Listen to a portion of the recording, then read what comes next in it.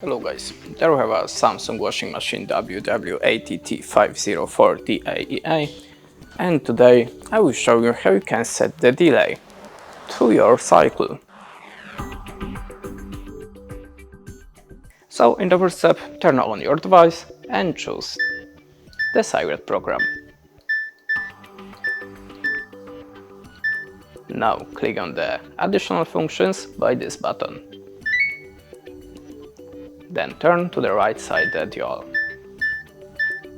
As you can see, there I have a delay end. So to turn it on, click on this button. Now use the dial to adjust the time of the delay.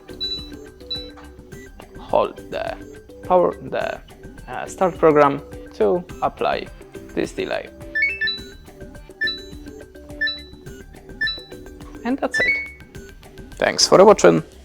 Leave us a like, comment, and goodbye.